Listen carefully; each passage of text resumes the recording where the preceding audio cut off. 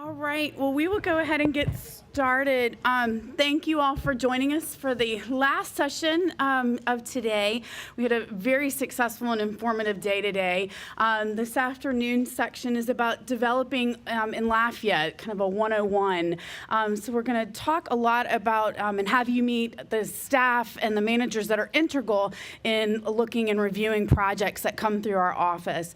I think the main theme of today that we just want to get across, and it was brought up in the last session, but is the pre-development meeting. It's integral to everything that we do here at LCG and everything that we want to do to support your development. It's really coming in early, setting a meeting up with us and talking about your project. You do not need to have plans to talk to us. If you have a location, an idea, or whatever it is, we encourage you to come and talk to us early, talk to us often. If we need to have 4 to 5 of these pre-development meetings, that is okay. We want to do that. What we will do is, depending on what you're trying to do, if it's rezoning, you'll work with Kathy Gilbert, our planning manager, and she'll corral the right folks to be in the room with you to discuss that. If it's a development project, and Famoso, who you'll get introduced to and learn more about in a minute, we'll also coordinate a meeting. We'll have LUS, Public Works in the room, Fire, whomever else that we need to have in the room for your specific project. But again, we cannot stress enough, and you'll hear it over and over again today, the importance of these meetings. It's where we can actually talk with you, try to anticipate any issues that may arise, help you try to work through some solutions to kind of make sure that we get you on as smooth sailing a course as possible with your development. So with that said, this is all in the context of Plan Lafayette. For those of you who don't know, Plan Lafayette was a comprehensive plan that was done in over 2014, 2015.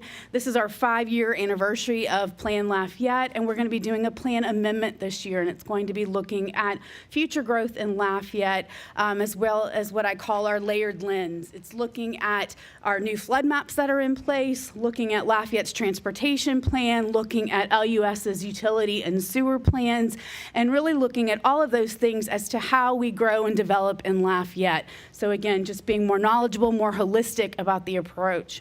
So with that said, I'm going to turn it over to our wonderful panel today. We do have Stephen Hebert from BO Companies, who also is on one Acadiana's urban development committee, and he's going to be moderating the session for us today. But what I wanted to do was have our staff that is integral in working through the process to kind of give you a little bit of background of what they're looking for, kind of how the process goes. Ann will probably talk about this more, but what's behind you is the front cover of our development guide. This is located on the LCG website. It's an incredible packet of information. It's probably 30 to 40 pages long, and it gives you a lot of flow charts and just a better understanding of terms and sorts of things. Again, just to kind of some great pre-read materials. So with that said, what we're going to do is start off from the Development and Planning Department, and then work our way through Public Works, and then end up with LUS. I'm Danielle Breaux, the Director of Development and Planning. I do have here today Mark Dubrock, the Director of Public Works, and Jeff Stewart up there at the Director of LUS. So we're all here also to answer any questions that may arise. So we'll let the panel get started, kind of give you an overview of the department, and then we can roll into some Q&A after that. So I'll start with Kathy. She's our planning manager and is over the zoning aspects and the comp plan. So Kathy, I'll turn it over to you. Sure. Good afternoon, everyone. I manage our planning office at Rosa Parks Transportation Center. And I have 5 minutes, so I'm not going to tell you about all the other comprehensive plan action items we're working on in my office. I'm here to talk about rezoning today. We reorged our department a year and a half ago and dissolved a zoning division, and zoning was broken up into 2 pieces. Ann's side of the department reviews commercial plan reviews and building permits for compliance with zoning. But now the rezoning, if you need to rezone your property, it comes to my office. And kind of the purpose of that was to kind of zoom out a little bit now, after adopting Plan Lafayette, we wanted to kind of look at zoning a little more holistically or comprehensively, and reference Plan Lafayette as we reviewed zoning applications. And we do provide a staff recommendation on a rezoning application. And we have developed quite an extensive staff report where we review rezonings based on a few criteria. So generally, a zoning process is about 3 months. There's deadlines for your application. It goes to the zoning commission. They have monthly meetings on the third Monday of the month. They make a recommendation to council because changing the zoning matter is a legislative action. So the decisions are made ultimately by council. So it goes to council for introduction and final adoption. So the whole process is about 3 months. I wanted to mention the UDC. There was a lot of talk about the UDC in the last panel. The biggest challenge I've had, and I'm doing some staff-driven administrative zonings across the city that we got rid of with the UDC. We got rid of what's called cumulative zoning, and probably many of you know that, but I'll just briefly give you an overview. In the past, the more intensive the land use got, you could do anything that was less intensive in that district. So if you had a commercial heavy zoning, for example, you could build a house in a commercial heavy zone. We got away from that. Nationally, communities have gotten away from that kind of pyramidal zoning because what it does is it sets up conflicting land uses. Where you have a house that gets a gas station maybe next door, and you create land use conflicts, and getting rid of pyramidal zoning gives people a little more certainty about what is going to be developed beside them. And the other reason, and as a planner I appreciate this, is that you can plan for different land uses differently. Putting a single family house on an arterial road doesn't make sense. As an expensive road to build, it carries a lot of traffic. Housing is not the best use for an arterial road. So that's just an overview of that. And I forgot the conditional use permit also is an application that goes through my office. And that is new with the UDC as well. Basically, it's in certain zoning districts. There are some uses that are allowed but should be reviewed in a more detailed way. So for example, downtown, we now have a conditional use permit for bars. And we do a pretty intensive review of the operation itself and how is it going to impact the surrounding land use. So with that, I will stop and hand it over to Ann. All right, I'm Ann Famoso, Development Manager for the Development Division. Our division, I think just to preface it all, you've heard all about the pre-development meetings. Like, we try to be like the front lines for pre-development. So if you would like to schedule a meeting or get with someone, you can contact me, and I can, usually I'll ask a few questions about what your project is, how far along you are, or if there are some people that you want in the room in particular. We do these meetings, we have probably 1 to 2 pre-development meetings a week, and we get folks from Public Works,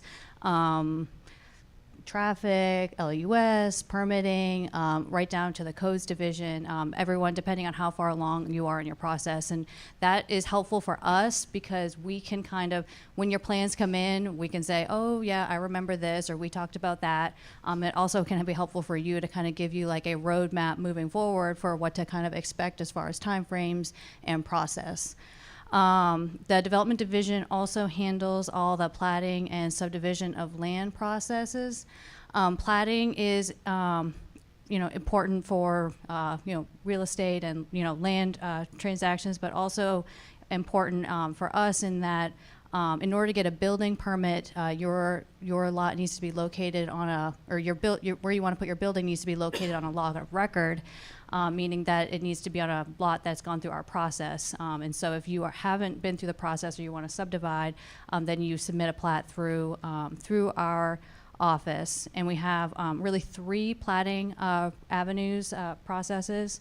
The first is the Planning Commission. The Planning Commission meets monthly. They're a 7-member commission, and they review plats that are over 5 lots and over 5 acres, or if you're creating any new public or private streets. Our hearing examiner process is if you're creating new lots, but it's under 5 lots or 5 acres, and that's like a smaller, shorter process.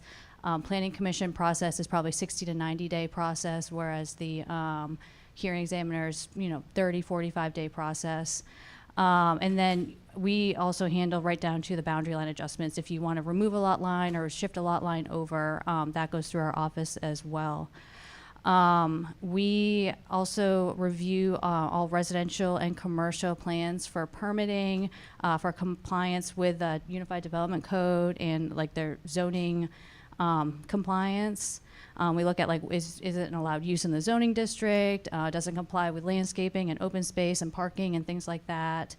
A new thing that our division took on about 1.5 years ago during the reorg was the Board of Zoning Adjustment, which handles the zoning variance process for the areas within the city of Lafayette. We also handle annexations. So we take annexations of land unincorporated, Lafayette Parish, that's moving to the city of Lafayette. That also comes through our division. And I think that kind of gives us a high level of what we handle. I'll hand it over to Warren. I'm next. Yep. And can we go to John? Okay. My name is John Breaux. I'm the permit manager for the permitting division. Just kind of a broad overview of what the permitting division does. We're actually a new division. This is our first year as a division. We usually fell under the umbrella of the codes division, but we've broadened the scope of what we do beyond construction permits to include municipal permitting and licensing, kind of to create a one-stop shop for all things permitting for LCG. One of the other things we do is coordinate the plan review, issue certificates of occupancy.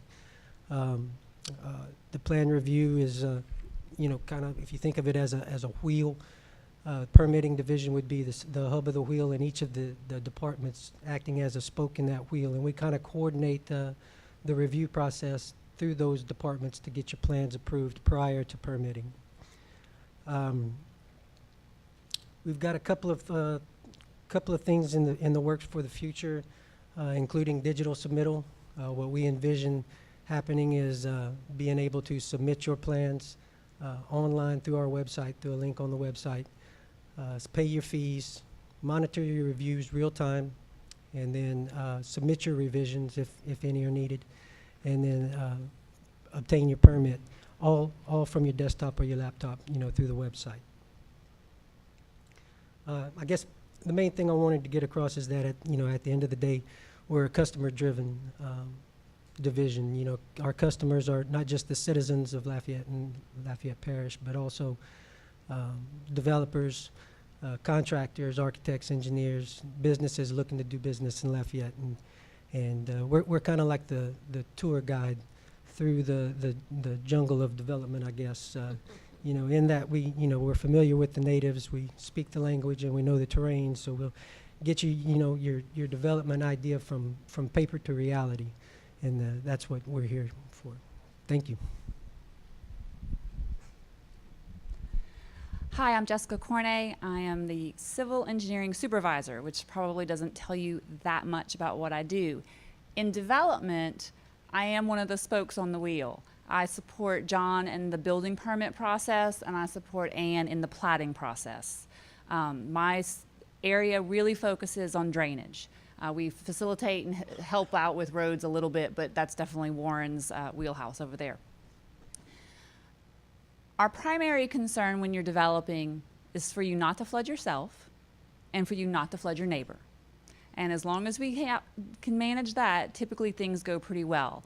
Obviously, we have a lot of rainfall in this community that we live, and drainage is a concern. It is my primary concern. In addition to being a professional engineer, I'm also a certified floodplain manager, and we have several. John is one of them, and our floodplain administrator, who's not here today, Miss Stephanie Weeks. She's also quite helpful in this process if you have land that you are looking to develop that is in a designated flood zone. There are specific rules from FEMA as well as LCG rules that we have to really protect our community. I wish I could make nobody flood. That would be the ideal. And we're working towards that in many ways, but unfortunately I can't control the rain. So what we do is we look at your drainage plan, where your outfall is. Do you have a servitude for your outfall? We obviously want you to be protected, so your property drains as well as your neighbor's property draining properly. So that's what we look at. I have a wonderful staff, and I do have to leave momentarily, so if there are any questions, I have my coworker, Ms. Angela Thibodeau here, and we have our fearless leader, our director, Mr. Mark Dubrock as well. So unfortunately, I won't be around for the Q&A session. But that's what we look at. This is our community, and all of us here want our community to be the best version of itself. And so that's what we all look at, the different aspects of development to work towards.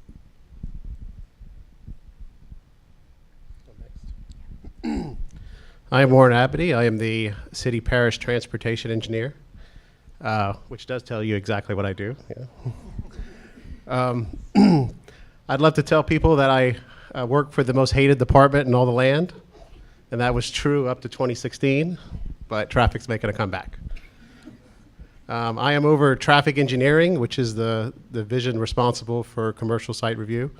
I am also over traffic signs, pavement markings, traffic signals, parking, and transit. So that is a whole lot of happiness, as you can imagine.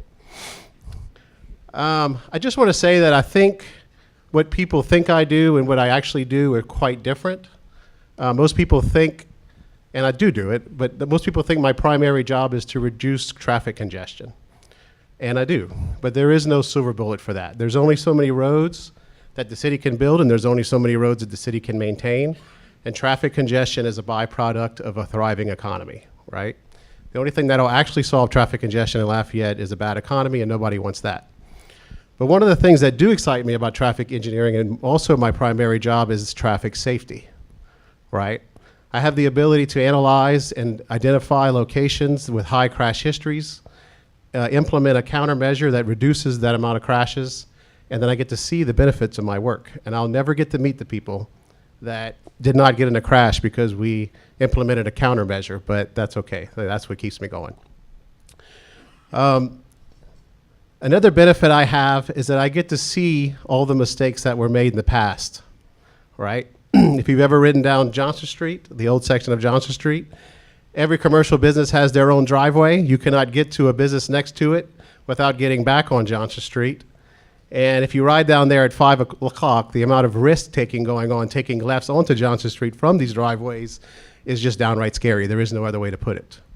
If you compare that to a more recent development where you have a limited access driveway, but you have a cross-access easement that allows you to get from one business to the other without touching the main thoroughfare, well, that does two things.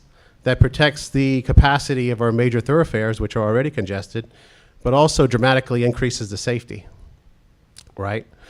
So I'm just here to say that if you come to me and you want a driveway and you say, well, you let that guy do it, well, I can show you plenty of examples where we allow that to happen. And we understand that driveway access is critical to the success of your development, and we surely want that to happen. We want your business to be successful, but we also have to be reasonable, and we have to be smart about the way that we allow driveways to happen, the location that they happen, and what access they have. Another fun point is that if you are developing a piece of property that's along a state road, you also need to contact the state because they may have different requirements than the city. So the longer I do this, the more I understand that surprises are bad. Surprises are bad for us as staff, but surprises are definitely bad for y'all as developers. And so the earlier you can meet with us, the better. And the more longer I do this, the more I feel like every site is different. So if you come to us early and we line out the issues and you know that early and you're not down the process and then a surprise comes up and then really nobody wins. So another fun topic I'll bring up real quick that seems to come up a lot is TIA. If you've never heard of that, it's a traffic impact analysis. The point of it is if you take a major development, the threshold we use is 100 trips per peak hour. Engineer loves numbers. I mean, that just means that your impact is significant. A traffic impact study will study the existing conditions. It'll study the conditions after the development, and then it'll propose mitigating projects to mitigate the impact on the transportation system. So that's about all I have. And if anybody has any questions, I think question and answers coming up in a little bit. Thank you. Good afternoon. I'm Jim Moore with the Lafayette Utility System Civil Engineering. Again, that probably doesn't tell you a whole lot, but I deal with the water and wastewater. I was asked to talk about betterments, but a little bit before that is what we do is review the plans, both commercial and residential. I review all the plats, so I see most everything that does come through. For betterments, as our system expands, there's times that a development is a long way from our existing facilities. We have in place a betterment agreement, and it's a formal agreement signed both between LUS and the developer. We pay the owner the increased cost of extending that system or upgrading that system that is both beneficial to the development community and to the LUS system itself.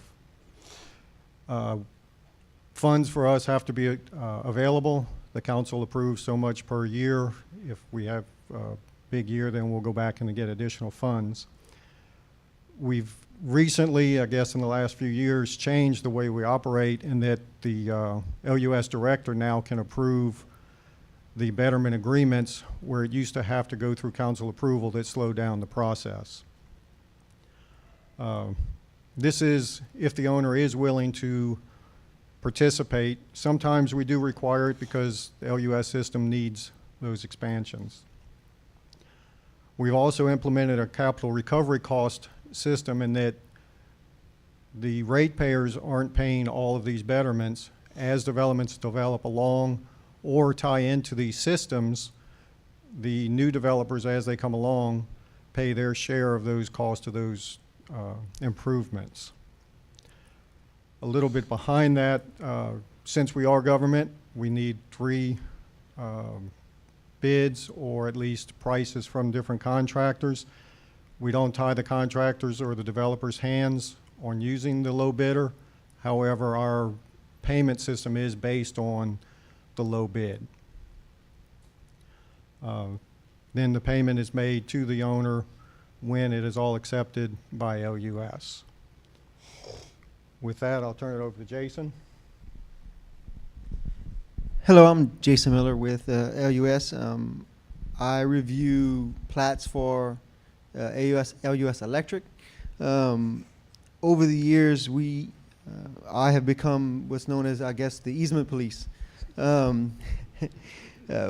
We monitor the usage of the utility servitudes and I require them on plats through standard comments. And if Jessica is the spoke in the wheel, guess we're the lug nuts. But I'm more of a liaison for LUS utilities and planning and zoning. Typically, I'm the guy that they send someone to when they're not quite sure who at LUS that developer needs to speak with. Because I review plans, I don't review the actual commercial and residential. I forward that to our residential section, our commercial section. So that works out really, really well. I don't know if everyone was here earlier when Ryan Peku was talking about his pre-app meetings. We are always willing to meet and talk and discuss on the issues, the problems, the upcoming developments. A lot of people talk about the problems they have, but when asked what problem do you have with what, it's a not a development problem, but it's a I don't know what I'm doing yet. if you come to us, like Danielle said earlier, with an address, we can at least give you an idea on what can happen at that address. Even if you don't even have a plan, some kind of meeting prior always helps. That's really all I got. Thank you. Good afternoon. I'm Dr. Shaneá Nelson. I'm the Community Development Director. And I think I had a slide with pictures. No, it's okay. It's all right. So thank you so much, Danielle, and to the panel for allowing me to be a part of this, because community development isn't typically a part of the pre-app meetings and all that fun stuff. So sad we're not able to be a part of that on a regular basis. I think our area is a little unique in that we are focused on target populations of people from lower socioeconomic statuses. In my department, we have the Housing and Federal Programs Division, where we administer HUD funds, that's CDBG and home. We are an entitlement community where we receive community development block grant funds and home partnership funds on an annual basis.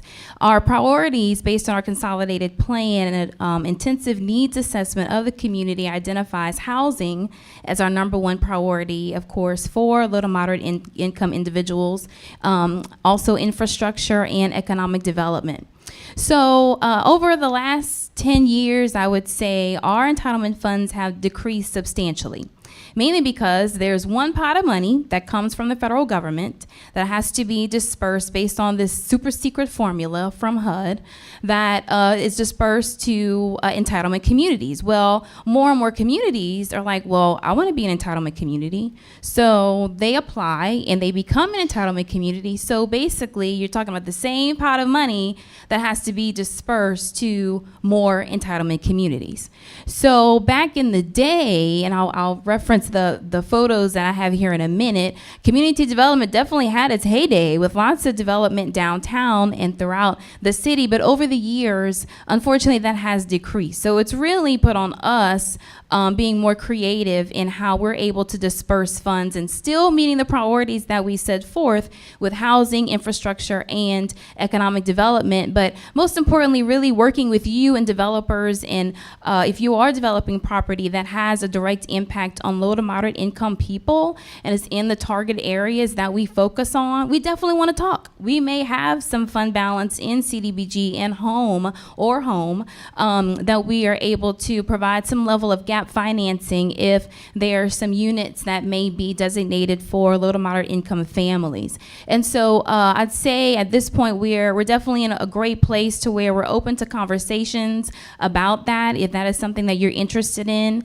I will say, as I preface this, we do not have a ton of money to go around, but again, it gives us an opportunity, I think, to leverage what we do have, perhaps from other sources. Of course, you heard about all the Opportunity Zone initiatives that are happening here in Lafayette, and so that's absolutely an opportunity for us because the opportunities that we're talking about, there are low to moderate income people who live there. So definitely want to encourage. Please feel free to speak to us. Diane Branham is our Housing and Federal Programs Manager. We have an excellent staff who are very well versed in this, and we're around back in community development's heyday. But I just wanted to share some examples of what we have done and what we like to do more of with being a bit more creative with the funds that we have. And so at the top left is the Evangeline Hotel, the Evangeline Apartments, that is owned by LNEDC. LNEDC was once a part of community development when it started, and it branched out as its own nonprofit. But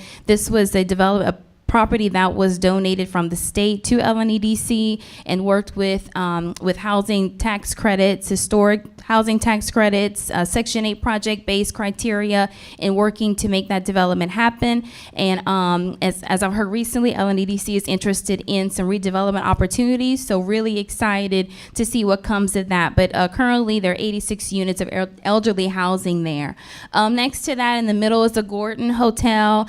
This was part of an urban development Development Action Grant. This was way back when through HUD. There's no longer urban development action grants currently, but I see perhaps some opportunities for some mixed use development that we know is coming. For instance, like Vermilion Lofts, for example, if there happen to be some units that were designated for low to moderate income families, then we perhaps may be able to provide some gap financing to assist with those particular units, just as an example. And same thing for the Jefferson Towers over the right. That was part of an urban development action grant as well. But just to say, we're definitely interested in those kinds of conversations. But again, have to be creative with the mixed use, because we definitely have to get the housing component in there, because that's a major priority, particularly again for families from with little moderate backgrounds. That's our target. That's who we're here to help. At the bottom left, Beau Maison Estates is just again an example of a rental housing development. This is 25 single family units, and we're able to assist with home dollars here with some of the units. But just to give you an example of things that we've done and the type of work that we're interested in assisting with. And over to the bottom right, Habitat for Humanity. This is a home that is part of 13 homes in the Pinhook Pocket neighborhood, off of Pinhook in the Macomb Vise neighborhood. Community Development invested over $1 million of CDBG and home funds to assist with building those homes. So we're really proud of that and that partnership. Again, that's with the nonprofit with Habitat. But again, we're open to working with other nonprofits as well. So definitely want to welcome that conversation, not just private developers, but we have nonprofits who are doing really great infill work and rehab work that we like to work with. And so that's a little bit about community development and what we do. But again, please feel free to reach out to us if you're curious, if you're not really sure, if the development that you may be proposing may have an impact on low to moderate income individuals. Please reach out to us, and we'll be happy to help. Thank you. All right, good. Thank you very much. Is this on? Nope. Yes, you can hear it? Okay, great. My name is Stephen Hebert. I'm CEO of BO Companies, and I am also one of the co-chairs of the One Acadiana Urban Redevelopment Committee, and also, probably more appropriate here, a recent appointee to the Planning and Zoning Commission. So over the last couple of months, I've learned a heck of a lot more about this process than I ever knew, maybe ever wanted to know. I'm kidding. I have enjoyed my service so far, and look forward to continuing to do that. I might have Ryan Paco beaten just a little bit, because I am in the habit of doing things a little bit more upstream than he is. And this might not even be legal over at Planning and Zoning, but I have, on a dozen times at least, I have shown up at the Planning and Zoning, and I have walked up to the desk unannounced and asked for what I call a consultation.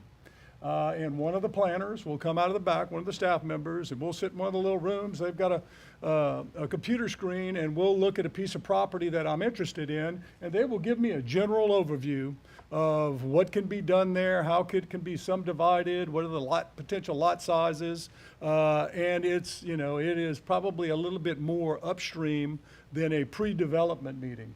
That consultation with Planning and Zoning is only Planning and Zoning, though, bear that in mind.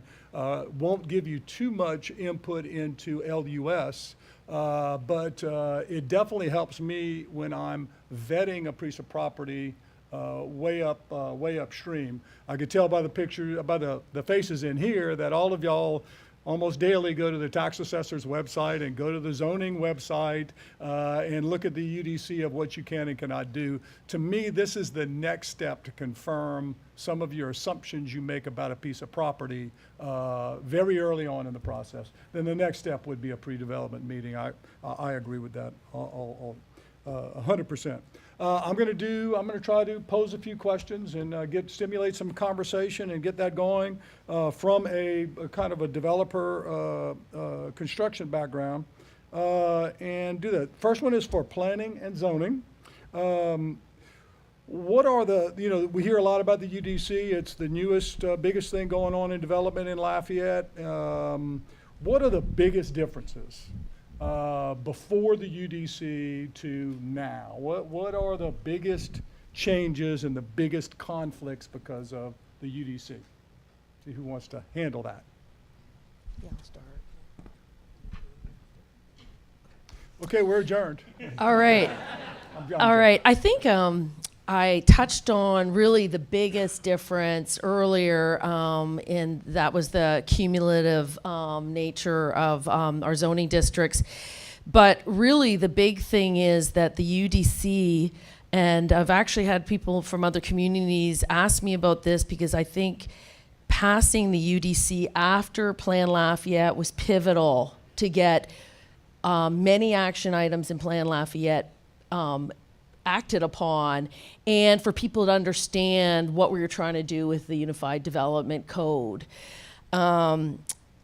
What else do I want to say? I think the other thing, and maybe I'll ask Ann to elaborate, but we've tried to, we've expanded our number of zoning districts to kind of contextualize our zoning districts in a little bit more. And what I mean by that is a development that's on Ambassador is going to be very different than a development on Jefferson Street, right?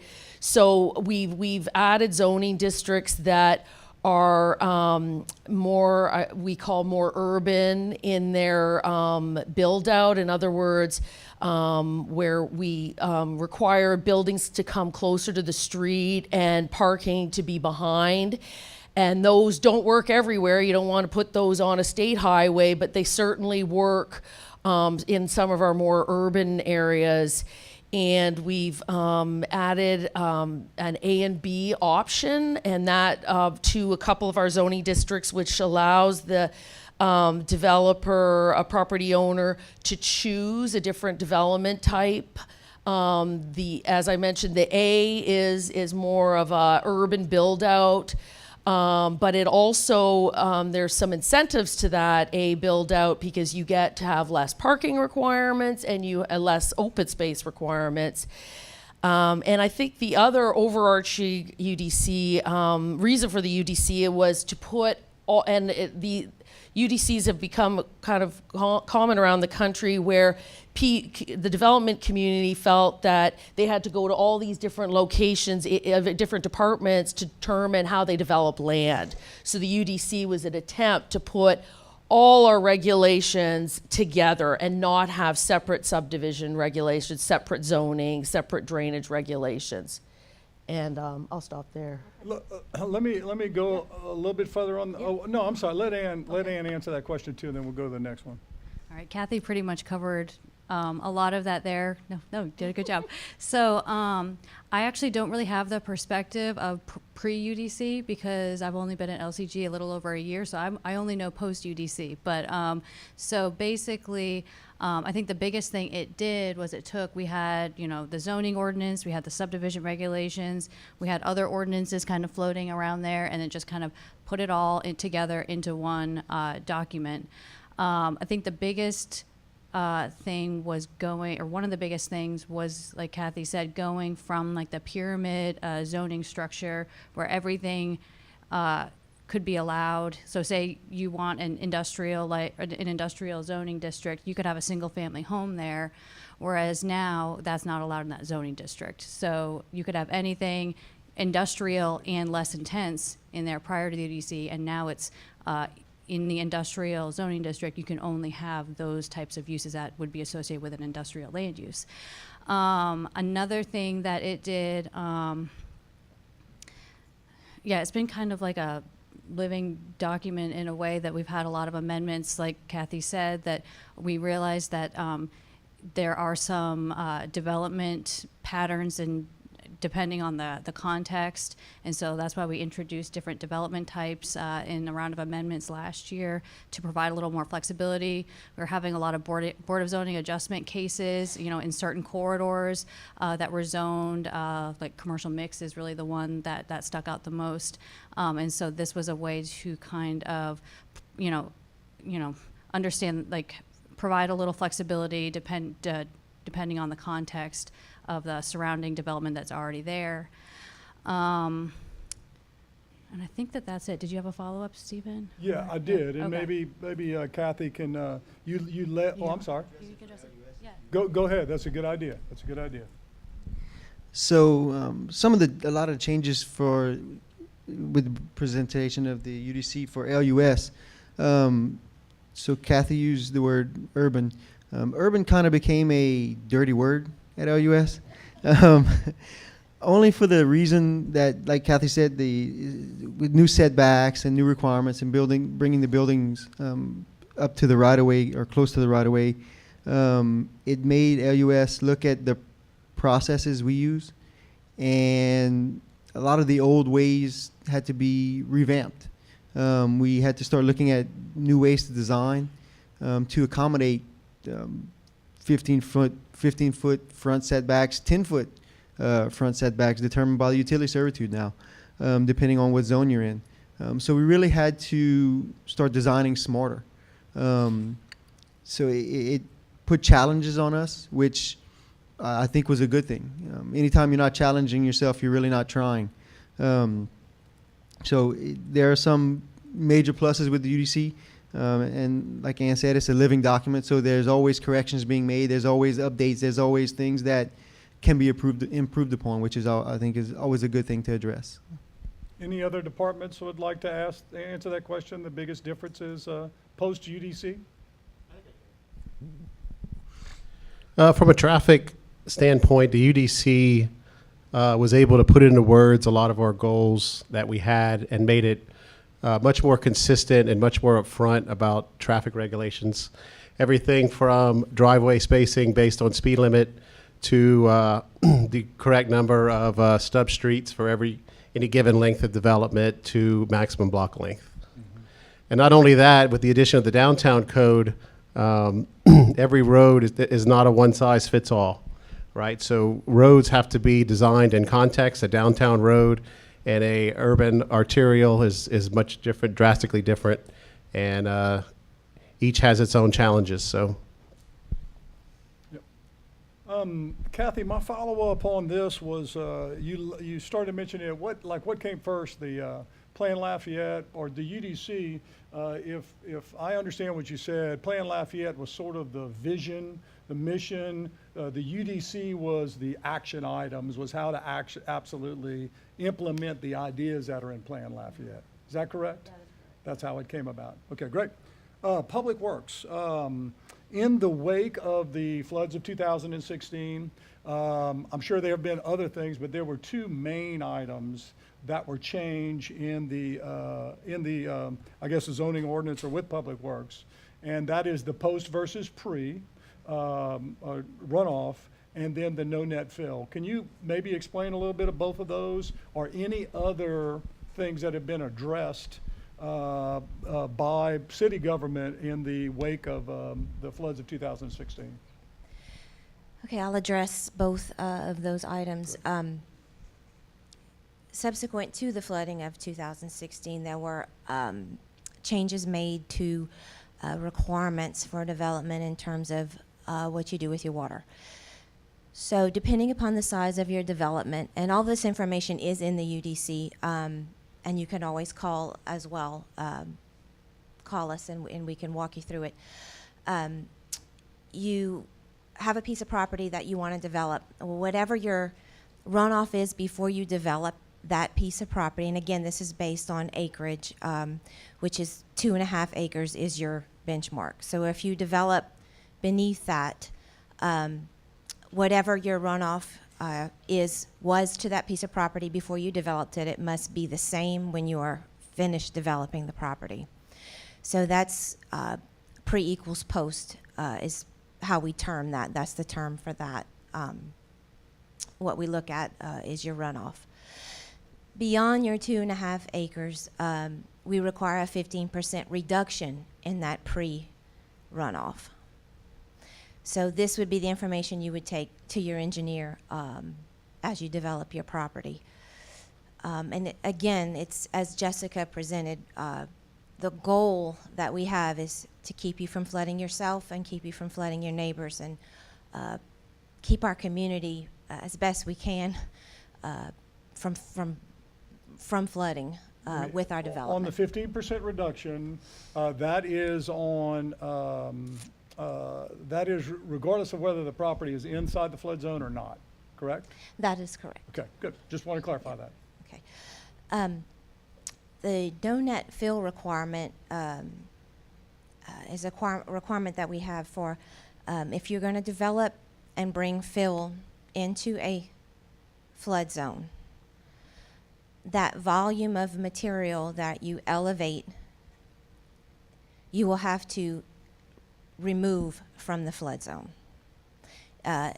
Pond, swale ditches would be options to do that. So the volume that you bring in, you must remove from the flood zone. Good, good. All right, fantastic. Those are the two. Are there, am I missing any? I came up with two post-2016 that were changed. Was there anything else of significance that was changed? Well, we do have a requirement for a no-rise study. If there's a development to be in a floodway, which is different than a flood Okay, zone, right, I remember that. there will need to be a study done that will indicate the work that is being done will not cause a rise in the outfall channel. No rise. All right, no rise. Okay, those are three items. Okay, moving on to LUS. In the previous discussion, we heard about downtown development and a lot of discussion about sewer capacity issues downtown. I'm aware, but I'd like you to tell us about a little bit about the long-range solution. There's a 5-7 year improvement that has been funded, and that's number one. Tell us about that long-term solution. And then number two, have there been any developments that have been stopped or not able to develop so far because of the sewer capacity issues downtown? I'll answer number two first. To my knowledge, we have not stopped any to date. I think there's a few that we are working closely with to allow to happen, knowing that our long-range plan is coming. The long-range plan is to divert a lot of the flow coming to the downtown area.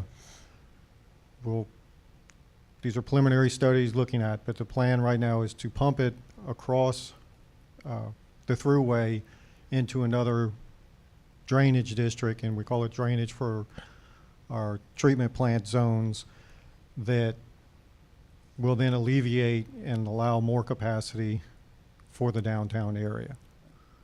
Again, early studies, and that's the plan that we're looking at right now. What's the name of that project? I forget. We South don't- Side?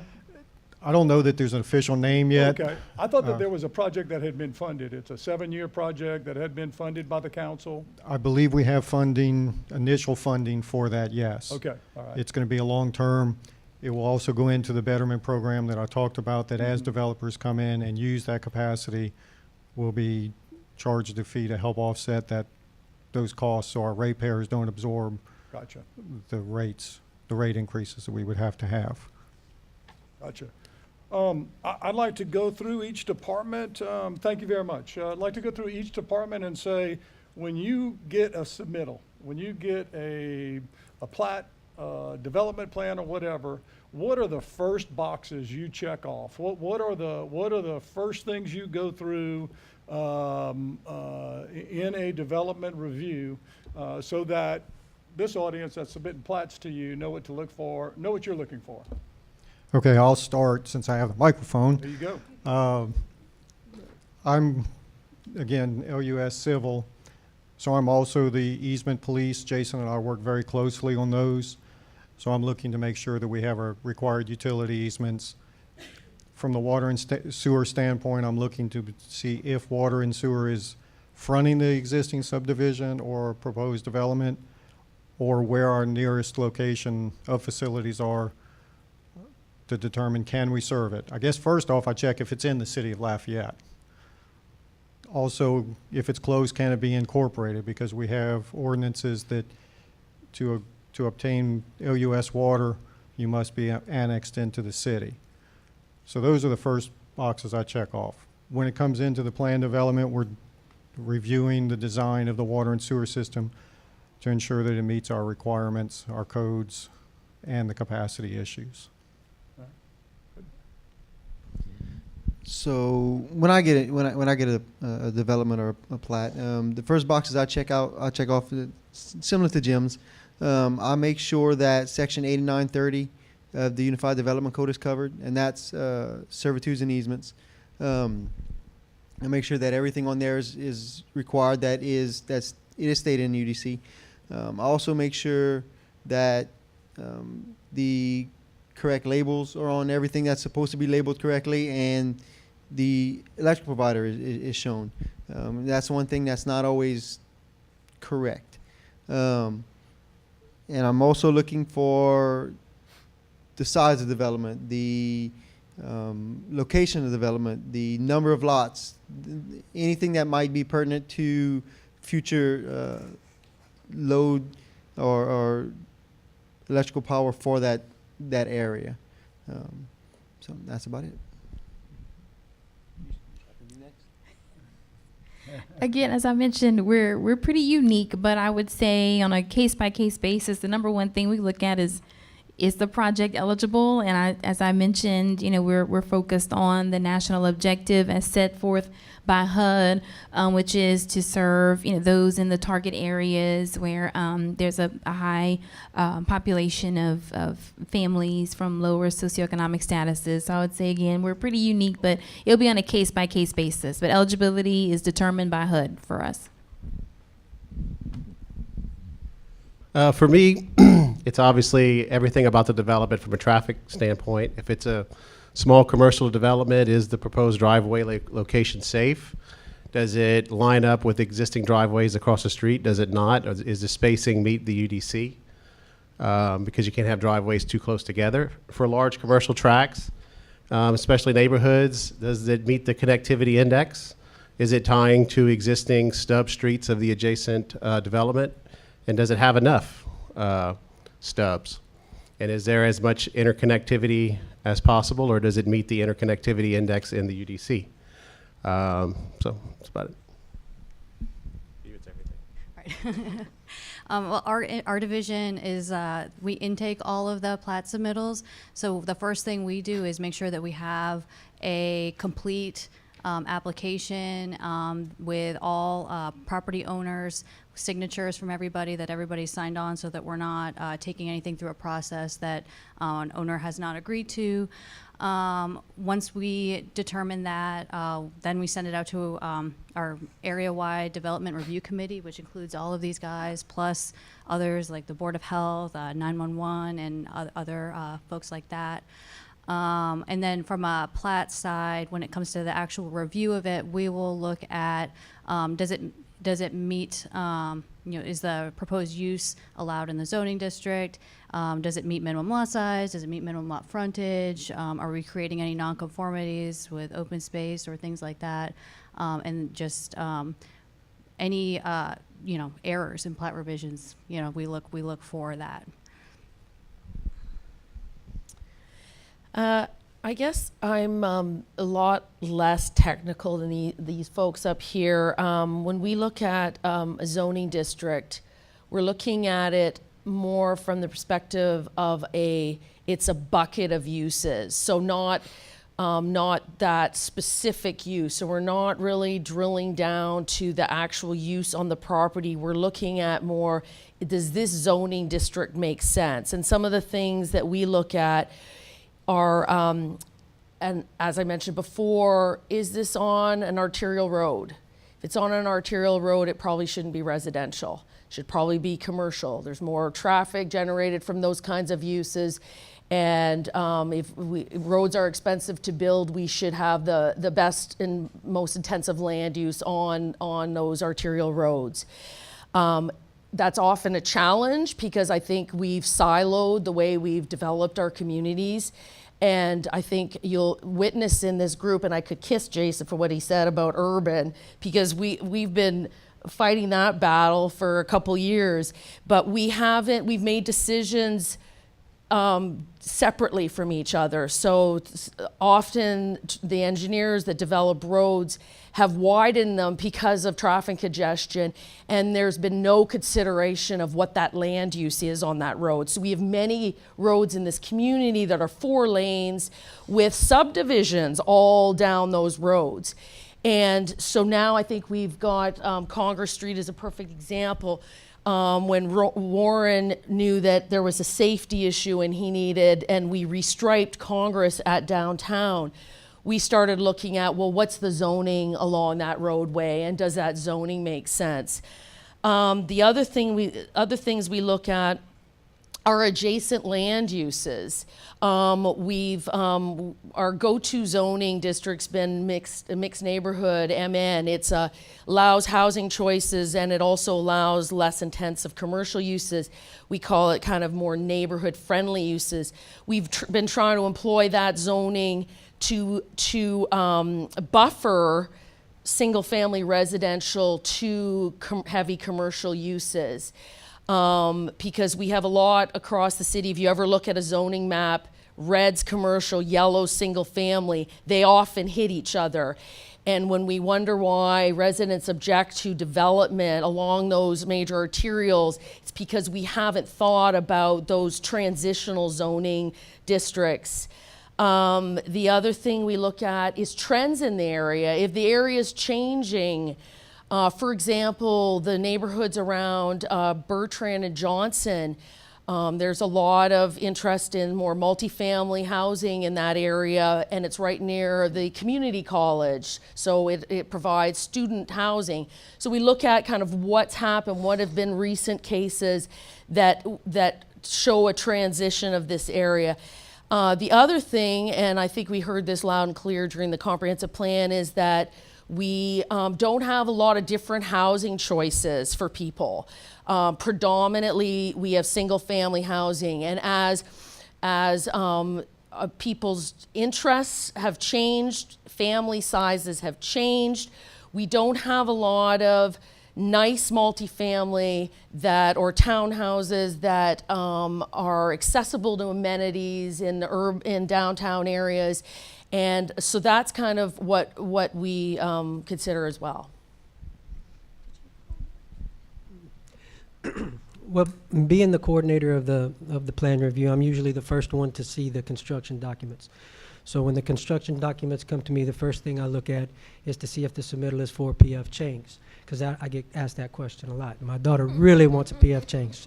So the second thing I look at is just to make sure that the submittal is complete, that we've got all the construction documents we need to do a thorough review, and that you've got the necessary drawings, the necessary analyses in place and everything, so that I can route it to these guys so that they can get their job done.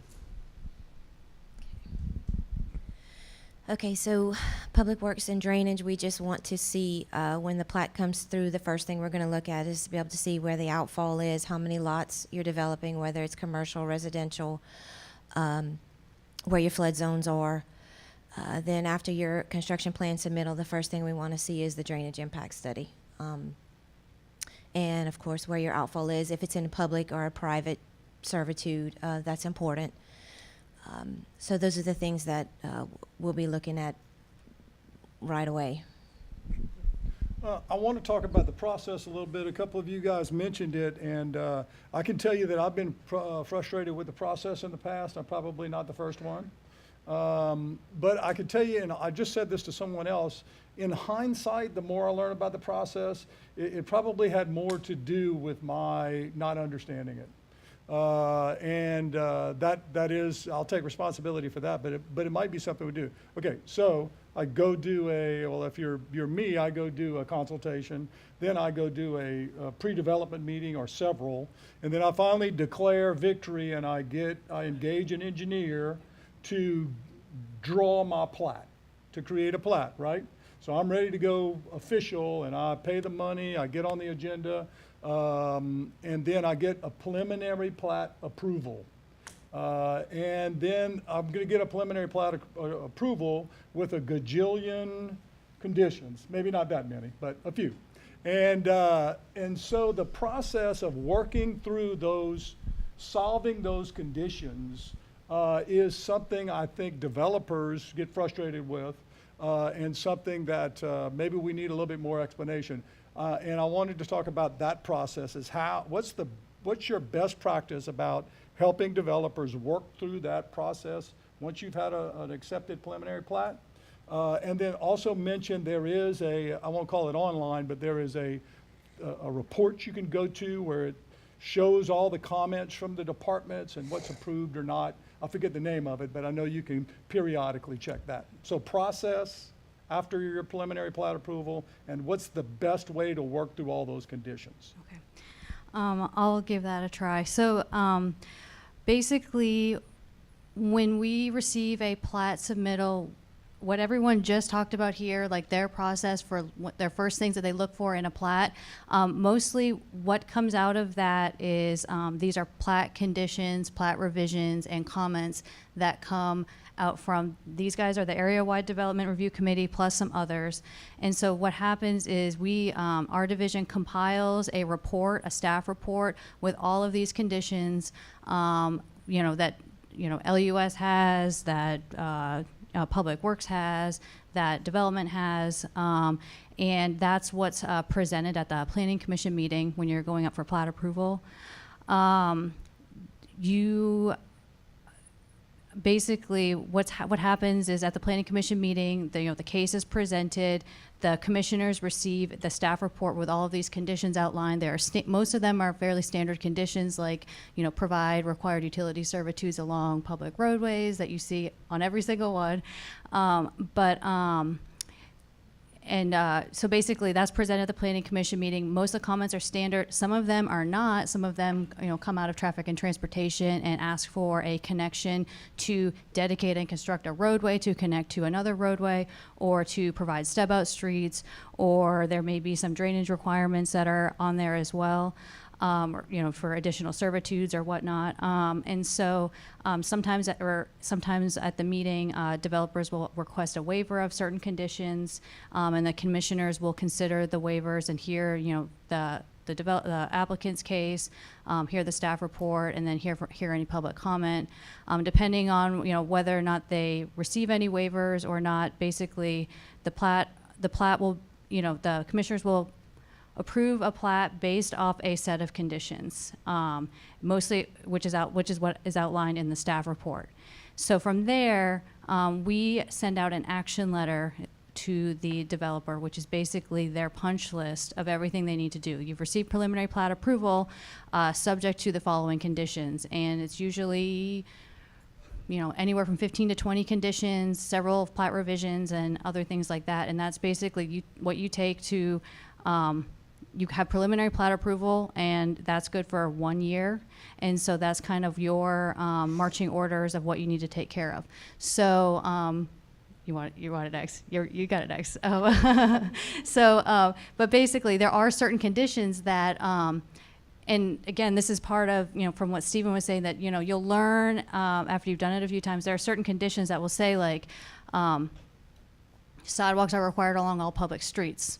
But, that doesn't mean if you're putting in like a Dollar General or something like that, that you need to have your sidewalks in prior to getting your final plat. We can put a note on the plat that says sidewalks are required prior to your certificate of occupancy, and that would be kind of what would hold you for that. So it does take a little bit, and I can understand some of the confusion sometimes where it doesn't. So there are certain conditions that can get worked out later, or that are subject to the certificate of occupancy and not the final plat, and things like that. And I can hand it off to Jason to talk a little bit more about that. Is this working? All right. So just to hit on what Stephen asked on how to get that done. If this happened, Ann hasn't told me yet because she's very nice, but her predecessor used to deal with this all the time. She'd get a call and say, asking, why did LUS make this comment? How do I fix this? And I'd get a call from Sarah saying, I'm getting fussed at. The best way to get action items taken care of is to call that. If it's utility, call me. If I require niches on a subdivision plat and all the niches are shown except one, you didn't meet my comments. I'm going to send that back saying it's a standard comment, niches are not provided. A simple, hey, Jason, what's wrong? You're missing a niche on lot 5. No problem. It can get taken care of that day within an hour. I'll shoot an email to Ann and saying, hey, this is what I'm looking for. This is what I need.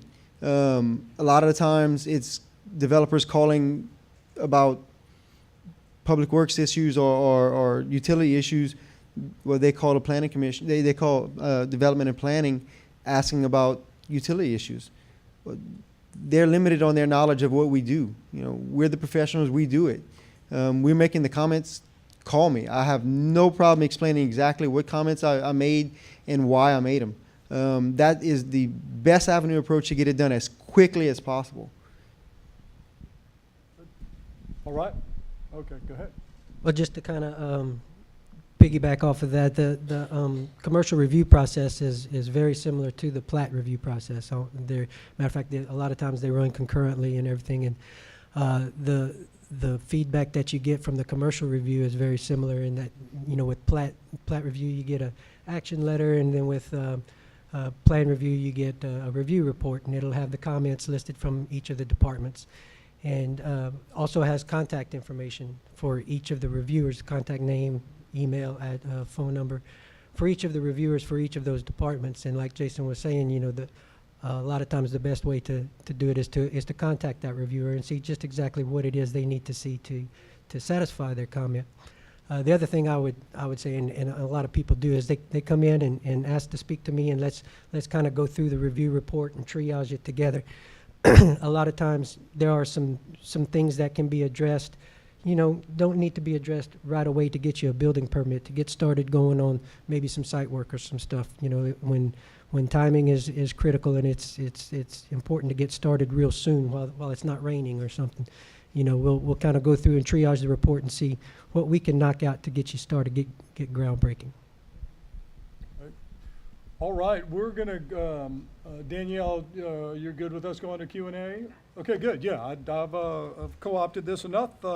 We have some very capable and intelligent developers and builders and real estate people in the room, and this is your chance to ask the development, planning, zoning, and utilities department some questions about the development, planning, and review process. So, questions and answers. Yes, sir.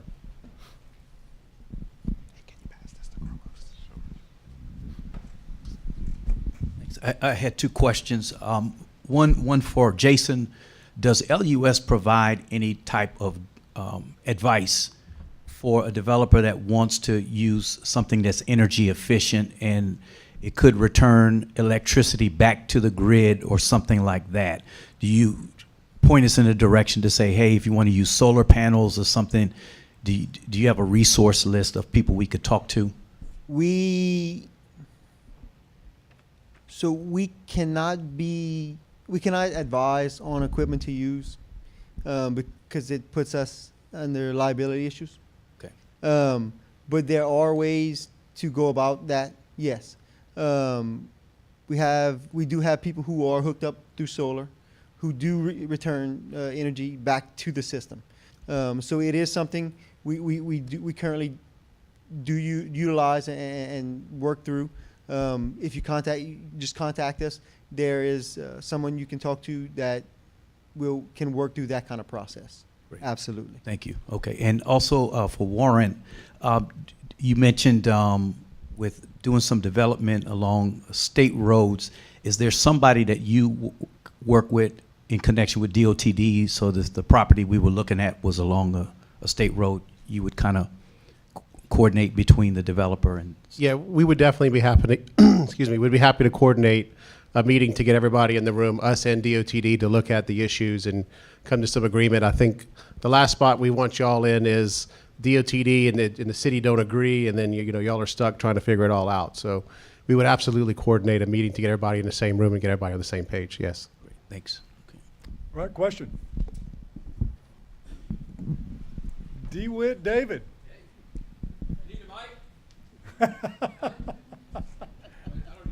Go ahead. 3, if you don't mind. we headed toward online applications for certificate of occupancy? Good question. That is a good question. Yes, we would like to see that certificate of occupancy, and being a real estate agent, I'm assuming you're talking about like for temporary certificate of occupancy. No, I mean, not having to go all the way down to the office to apply. Amen. Oh yeah, yeah. I think the barrier to that today, we could do that today. I think the barrier at this point is the acceptance of credit cards. If we had a means of payment through online, we could certainly do that today. The option, of course, is the old fallback snail mail, where you can send it in with mail and a check, and we can process it. You don't have to come in to do it. You know, there's other avenues of getting the application and the payment to us. So do I understand right now, I could send you a check in the mail and process it without me going down? Yes, sir. Oh, good. All right, number 2. And we are working on the credit card issue. It's just taken a little more time than all of us would like, but just know that that's an active, very active Question, Z. Good. Can't wait till the next one. Annexation and zoning assignment. As I appreciate right now, if I have a prospective buyer that needs to bring a property into the city, but they need a specific zoning, their contract says if they don't get the zoning they want, they get to back out. The seller says, I want to not be in the city if I don't sell my property. It's my understanding that zoning is not assigned at the time of annexation. Is that going to change? Actually, the way that we have been doing annexations lately is assigning a zoning at the same time. So if we get a petition for annexation and they've requested a zoning assignment, we carry it through the annexation process, and then once we have all of our paperwork in order, the first step it actually goes to is the zoning commission for a zoning assignment or recommendation of a zoning assignment to the city parish council. So the ordinance that goes to the council is to annex property into the city limits and assign a certain zoning district. But you still have the option of just annexing in without and zoning later if you wish. Last question, floodway. Someone told me yesterday that I can build in a floodway as long as I don't exceed 200 square feet. That is not true.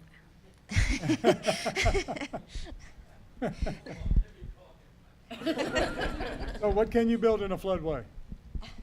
Basically nothing, right? Well, that's, Mark, do you have a comment on that? Why don't you take that one? I'll take that one. Why would you want to? Is this on? Yeah. You can build in a floodway, but you have to do a no-rise certificate that proves that you have no impact on that floodway, or that the floodway can be redefined in some way that it's still the same floodway providing the same capacity. So you can, perhaps if you own both sides of a channel, you could fill in one part of the floodway and redirect the channel further away. So there's design options that you could do, but they're typically expensive and takes time. The analysis itself is a costly expense to go through. I'm in the unique position of having been one of you guys as a designer, and now for 2 years being on the regulatory end, so my perspective is a little unique. I understand kind of both sides of it, and I would take the opportunity now to sort of concur with Stephen's comment a while ago, is that oftentimes the issues we have in development is really a lack of knowledge. There's a lot of rules and regulations in this UDC that are somewhat different than what we've all done traditionally as design professionals, and we try to design based on our logic and our interpretation of the laws of physics and engineering and architecture, and sometimes that doesn't concur with the rules and regs of the UDC. So the problem that we have in this process is that this staff here is obligated to enforce the laws and ordinances that they're mandated to follow. They technically don't have the right to give you a waiver of anything. The only people that can do that is Stephen and his board, the Planning Commission, or later on an appeal to the council. So they'll tell you what the rules and regs are, but a lot of times they're operating, they know the rules and regs typically, and they kind of assume that you do. And oftentimes the conflict is that we as designers don't always understand all the rules, and we don't understand the absolute nature of those rules. So the communication is very important. And so you typically, in my new role, the first time I see something is when there's been a lack of communication. And Warren's told them something and they don't like it, and Angela's told them, oh, you're flooding the world. And so we got to figure out how to resolve those up front, and that's the key.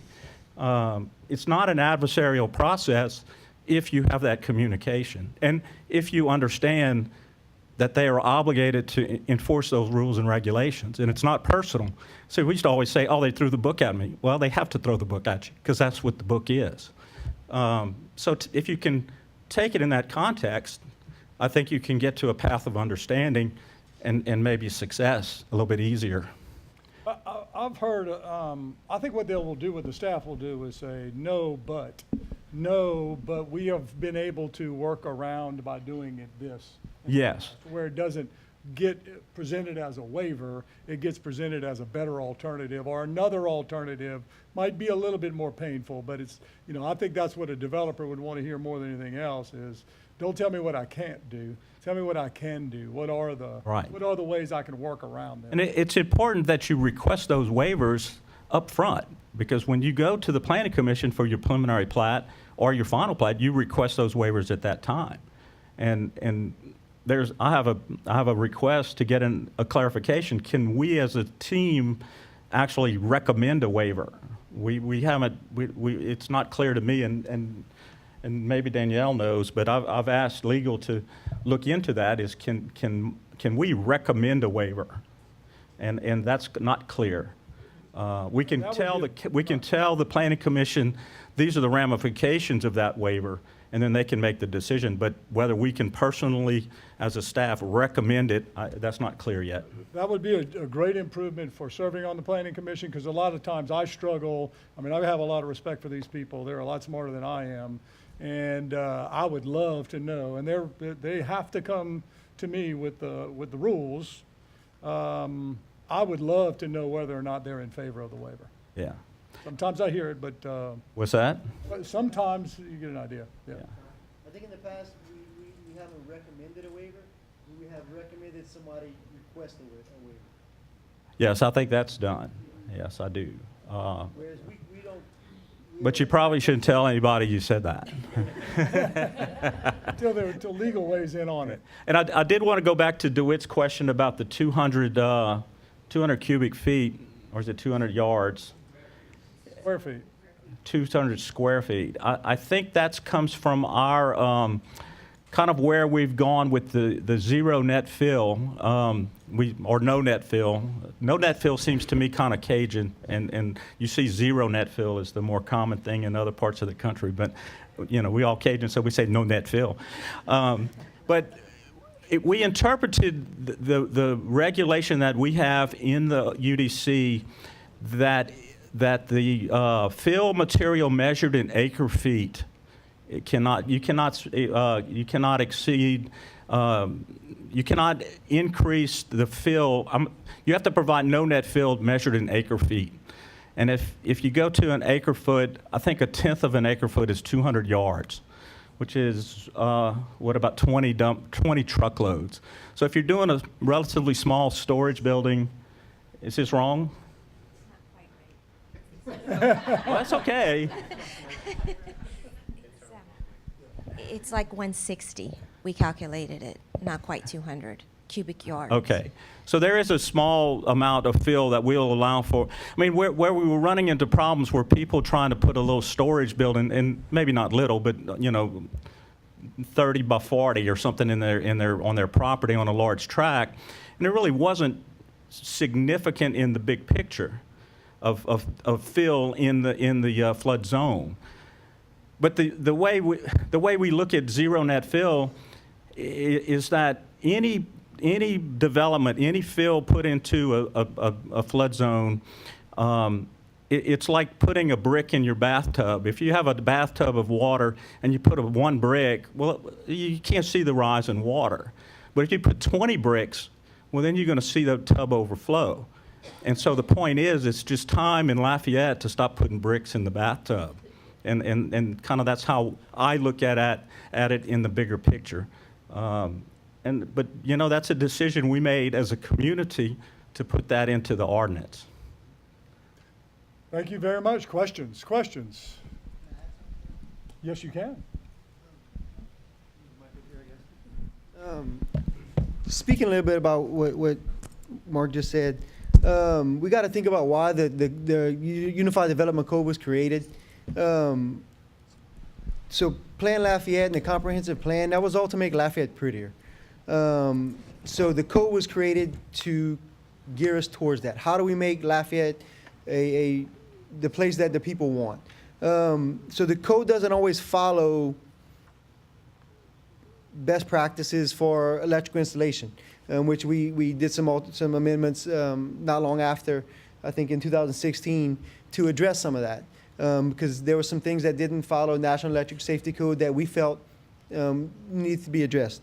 But at the end of the day, we should be able to offer waivers for things that maybe don't necessarily follow the code, but follow engineering practices or certain things. And I think that's where the code becomes fluid. You know, it's working with the community and with the professionals that handle this type of stuff on what we can do, what we can't do, and what we should do and what we shouldn't do. You know, so that's it. Thank you. All right. Great. Thank you.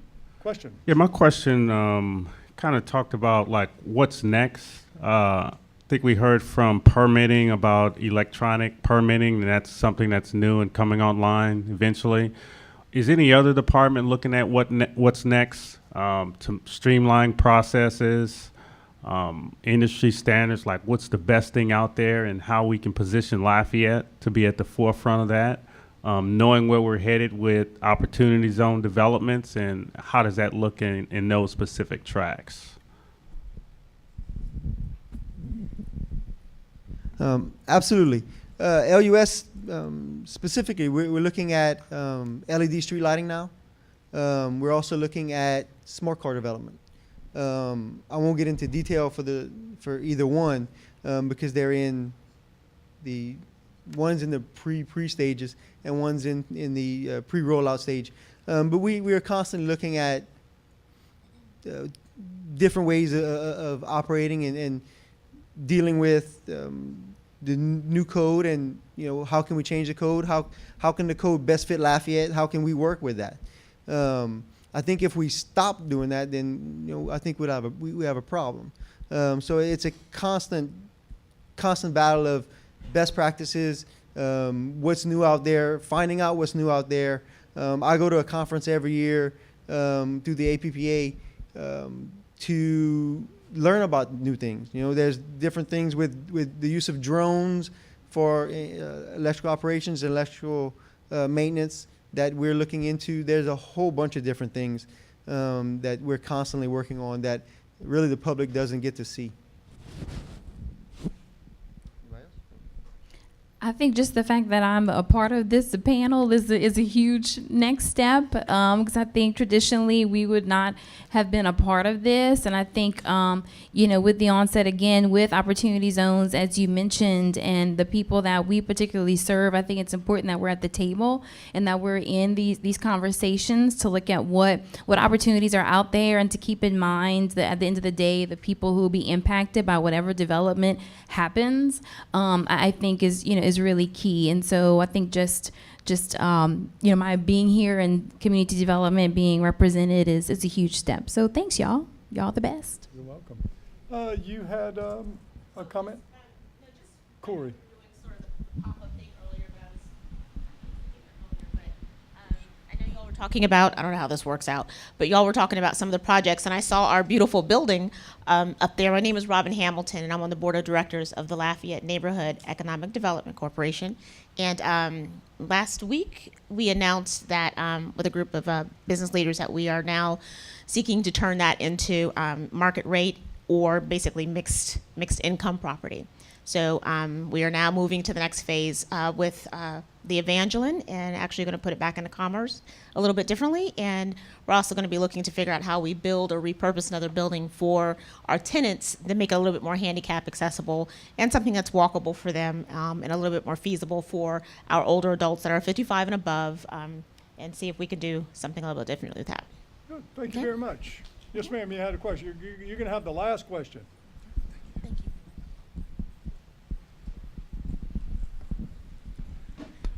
I'm not a developer. I'm just a concerned citizen, and I promised that next time Plan Lafayette would come that I would try to engage, and so that's why I came. Good. I'm glad you're here. I have a couple questions. You talked about the UDC as a fluid document. Can you tell me how, when, and why it ever gets changed or amended? Who does that? And how, as a citizen, I could impact that process? And then the other question was, you talked about a drainage study. This may be a private conversation, but I would like to know how extensive that drainage study is. Both good questions. Who wants to talk about Plan Lafayette amendments? That's kind of the process that we're doing right now. The UDC. I'm sorry, UDC, I'm sorry. I can talk. Ever since the UDC was adopted in 2015, we've made many amendments to the document. They're actually all available on our website. If you go to our website and go to the link for the UDC, there's also a link right under that for a list of all the amendments since the UDC was adopted. And so you can kind of see everything that has changed since it was adopted. But I don't know, have we done a round just about every year since it was and so they've come from various sources. So, I mean, we've just having, citizens or some issues, other departments seeing something that may need to be changed. It kind of starts in development and planning, and then we've kind of worked out, we kind of, compile a list, and then we're kind of work outward with the other departments and other folks, but that's basically in order to amend the UDC, that's a process that has to go through the Planning and Zoning Commission and ultimately needs to be adopted by the City Parish Council as well. So, but we are looking at another round of amendments currently. Does that answer your question, sort of? And the second question? Yeah. And or you about can come the, talk to us. Yeah, you can come talk to us. Just a general.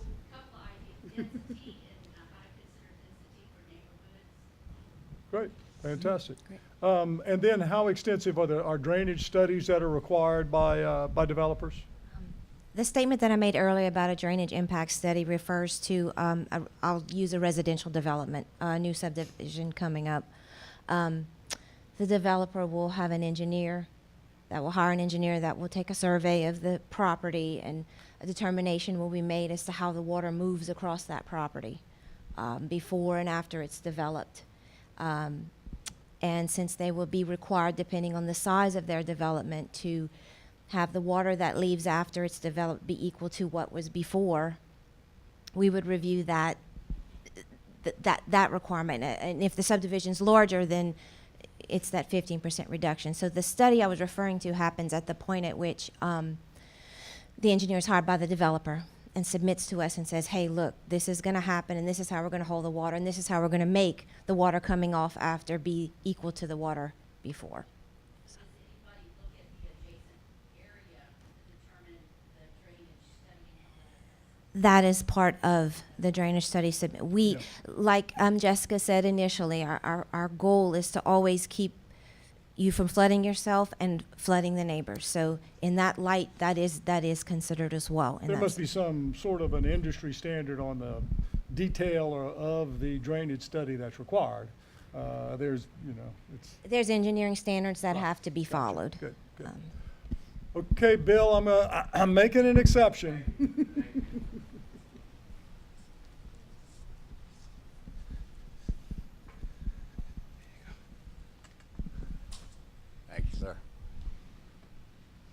Stephen, you know, you finalized and you said there were a lot of developers here, and unfortunately, they're not residential. Of course, your dad was a big developer, and many of them in Lafayette, and I don't think there's very few developments that are actually going on that once were being done. It's not because there's not a demand. As a builder, I would love to go out and build a fourplex or a condominiums, use the land, but I just can't sell them. So I'm going to ask this committee here, which y'all have been great, but I feel like that for residential developments and a developer, and myself, I'm a developer only because I'm forced to. I would rather not ever do a development. But of course, developers don't want to develop anymore. And Stephen, if your dad was here, I think he would say the same thing, that it's just not worth it. You have the codes. Been out of here in a flash. Yes, I'm sure he would agree. But somehow I think we've got to be able to get, and it's going to have to be this panel here, to represent developers, to take some of the UDC codes to make it more flexible. And I was here for the downtown development. I knew most of them on the panel. And I'm not against urban downtown developing. I would do it, but it's a tough sale. And as a small builder, 99% of all the builders, if not 100%, we're not building downtown. But I do get worried when I hear stuff like a public-private partnership downtown, sewer being maintained, that starts to worry me. And look, don't get me wrong, I'm not against downtown, but when you make it to where it's very affordable to go downtown, and then you make it to where 99% of the people want residential developments with a yard and a subdivision where their kids can go out on a bicycle. When you don't give that any help, then you're almost making the playing field not balanced any longer, and that's a big concern. So I'd ask you guys, and one of them is LUS on the utility part, to try to work more with residential developments on the sewer issues, running the water, and all of that, and not just concentrate on the downtown part. Thank you. Good, thank you. Very good perspective from a builder developer that's working all around Lafayette Parish for sure. I made a couple of notes. I'm going to mention one of them. There's an important partner that I think that's not here, and we may have a couple of engineers in the room, but I think the engineers are a very important partner in this. And to where there may be another suggestion is having this sort of a workshop for engineers, for they understand the process a lot better. I know for being on the Planning Commission, there's a half dozen people we see often, but maybe engaging the engineers as an important partner in the development process might be another good idea. I appreciate being asked to do this. Enjoyed it very much. You guys are great. Look forward to continue working with you guys on the Planning Commission. Danielle. So I will just wrap it up. Stephen, thank you so much for moderating today. We greatly appreciate it. Having only been in this role less than a year, I have to say it is truly a privilege and an honor to work with these people that are up here today.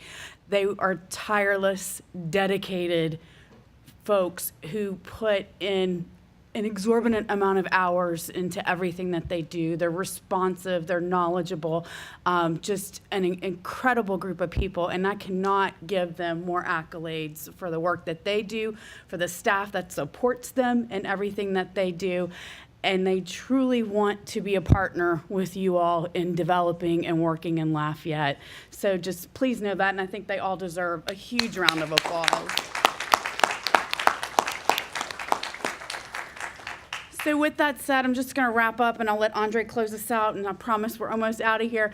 Again, communication, as Mark said, is crucial. So that pre-development meeting, I cannot stress, consultation, you call it whatever you want to call it, but come on in and let's talk about your project. Let's make sure that we're having multiple meetings early and often. Again, I think these folks, their information is available throughout our websites. If you can't find somebody that was here today, don't hesitate. I'm Danielle Breaux, dbreaux@LafayetteLA.gov. Do not hesitate to email me if there's someone that you're trying to get in touch with and are having a problem doing so. Again, as Jason said, it's call them directly. They're just, again, so wonderful to work with and so incredibly responsive, and really do want to try and help you find a way to get through your development with all the rules and regulations that we have in place. I also want to give a huge shout out to Shaneá Nelson, Mark Dubrock, and Jeff Stewart, who have been incredible partners at LCG with me in everything that we do, and have been so open to doing these sessions and having these conversations with all of us as we come together and try to want to get out there more in the community. And just to respond to Stephen's suggestion, Ann, Kathy, and I have been starting our own little small dog and pony show where we are going out to different groups, whoever wants to have us at their office. So we've been going to realty companies, talking to realtors about the zoning process, about the development guide. If there's engineering firms, architecture firms, and construction companies, whomever, if it makes sense to have us come to one of your meetings, happy to do it. If it makes sense to have LUS and Public Works tag along, happy to do it. We want you to know us and know faces, put faces with names, but be able to feel like everything's completely approachable, that we can answer any questions that you may have. Again, I really appreciate your time today. It's so important to have you all here, so thank you. And with Andre, I will close it out. Thank you for One Acadiana for hosting Plan Lafayette today.